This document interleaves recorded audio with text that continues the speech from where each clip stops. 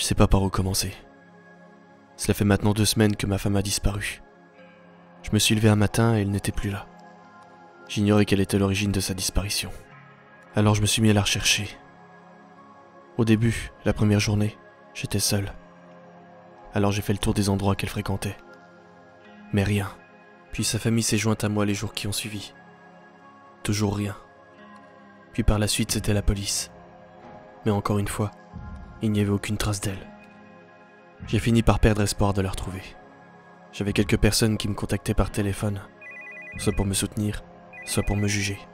L'une de ces personnes était un ami que je côtoyais depuis quelques années. Oui, allô? Salut mec, comment tu te sens? Assez mal. Je commence vraiment à perdre pied. J'espère qu'il lui est rien arrivé. Ne t'en fais pas. Tu sais que tout finit par toujours rentrer dans l'ordre. Cette personne-là m'aidait vraiment beaucoup. Elle trouvait toujours les mots pour me remonter le moral. Tu sais, je vous ai toujours aimé, ta femme et toi. Et je suis certain que vous finirez par vous retrouver. J'aimerais voir ta positivité. Malheureusement, en ce moment, c'est impossible. Je sais, laisse le temps faire son œuvre. Tu verras. Tout finira par rentrer dans l'ordre. Il m'appelait très souvent quand j'allais vraiment mal. Sans lui, j'aurais touché le fond bien plus rapidement. Puis il y avait cet enfoiré, celui dont on n'entend jamais parler, sauf quand c'est pour nous juger, qui appelle en prétextant vouloir aider, mais qui au final nous en fout plein la gueule. Allô? Hé, comment tu vas? Je sais pas trop.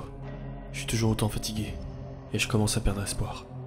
Tu sais, je suis pas là pour te juger, mais tu penses sincèrement qu'elle est partie sans raison? Quand je vous parlais d'enfoiré, je mentais pas. Pourquoi tu m'appelles au juste? Ta réponse m'étonne même pas. Tu fais mine de rien savoir. Savoir quoi exactement? Si c'est pour me juger, tu peux déjà raccrocher. J'étais là quand vous vous disputiez. J'ai aussi vu de quoi t'étais capable quand t'étais en colère. Arrête tes conneries 2 secondes, s'il te plaît. T'es jamais à la maison. Ouais, bah le peu qui était, je voyais comme votre couple était. Tu ferais mieux de relativiser, mon pauvre. Rends-toi à l'évidence. Tu la retrouveras pas. Et tu sais que pour passer à autre chose, il faut que tu Merci d'arrêter de m'appeler, et bon vent. J'ai raccroché de colère. Je n'avais pas besoin de ça. J'avais clairement besoin de soutien. Je savais plus quoi faire. J'étais complètement paumé. J'étais anéanti par cette satanée situation. Et puis, il y avait une connaissance. Je ne lui avais presque jamais parlé. Lui, en revanche, était assez jovial. Sa compagnie m'aidait à relativiser un peu. Oui, allô? Hé, comment ça va, mon pote? Toujours la même chose. Je commence à croire qu'il lui arrivait quelque chose. Eh bien, tu sais, je sais pas si je devrais dire ça, mais il faut que tu commences à t'y faire. Enfin, tu comprends. Oui, je comprends. Il faut que je prenne conscience que c'est peut-être le cas. Voilà, dans tous les cas, il faut laisser faire le temps. Dis-toi qu'un jour, tu trouveras le courage pour affronter la situation. Il va bien falloir que vous la retrouviez dans tous les cas. Et seulement là, tu pourras faire ton deuil. Si le pire est arrivé, évidemment. Je suis vraiment désolé si mes mots sont durs à entendre. Non, ne t'en fais pas, ça va. Merci beaucoup en tout cas. À plus tard. Le seul problème que j'avais avec cette personne-là, c'est qu'elle ne m'aidait qu'à moitié. Bien sûr qu'il faut que je prenne en compte ce fait-là, que le pire est sûrement arrivé. Qu'est-ce que je dois faire pour m'en sortir, si je la retrouve sans vie? Dans quel état je vais me retrouver ensuite? Je n'osais pas penser à ça. Puis pour finir, l'autre personne m'a appelé. Allô? Si tu veux la retrouver, apporte tout ce que je te demande. Mon cœur s'est emballé presque instantanément. Qui êtes-vous? Et rejoins-moi au lieu que je vais t'indiquer. Sans réfléchir, j'ai sorti mon calepin, un stylo, et me suis empressé de noter ce qu'il me demandait, et le lieu où je devais me rendre. S'il vous plaît, dites-moi juste qu'elle n'a rien. Je parlerai pas à la police, je vous le promets. Imbécile. Rends-toi à l'adresse. Et n'oublie rien surtout. Je raccroche. Attendez! Je me retrouvais là, devant le combiné, sans savoir quoi penser. Et si c'était un piège? Pour être tout à fait franc, je n'ai pas réfléchi. Je me suis dépêché de mettre tout ce qu'il m'avait demandé sur la plage arrière de ma voiture, et j'ai foncé vers le lieu qu'il m'avait indiqué. Sur la route, j'ai eu plein d'appels manqués. Hormis l'emmerdeur, ils m'avaient tous appelé. Décroche le téléphone. Je suis arrivé sur les lieux plus rapidement que prévu.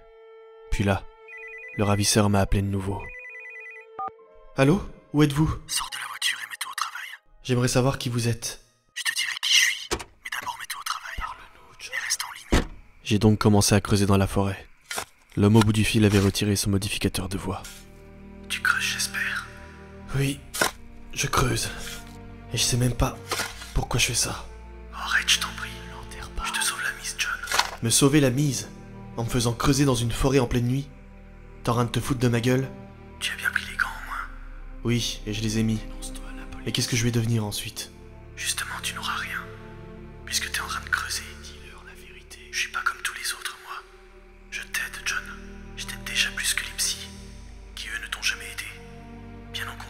J'en entends une de plus, depuis que je l'ai fait.